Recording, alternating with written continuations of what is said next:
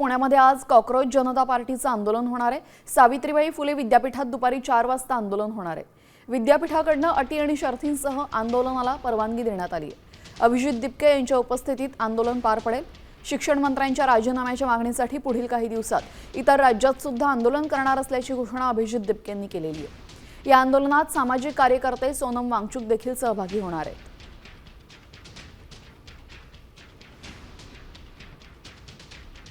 राजीनामा जर नाही झाला तर आम्ही देशव्यापी आंदोलन सुरू करणार आहे आणि त्याची सुरुवात उद्या पुण्यापासून सुरू होणार आहे। पुण्यात उद्या 4 वाजता आम्ही आमचा शांतीपूर्ण प्रोटेस्ट करणार आहे आणि त्यानंतर आम्ही लखनौ, अमृतसर, जयपूर, बंगलोर इथेही आम्ही प्रोटेस्ट करणार आहे। तर आमची परत एकदा विनंती आहे की तुम्ही काही करून जिम्मेदारी घ्या, नैतिक जिम्मेदारी घ्या। तुमच्यामुळे स्टुडंट्स आत्महत्या करतायत, लाखो करोडो स्टुडंट्सचं भविष्य बर्बाद होते तुमच्यामुळे।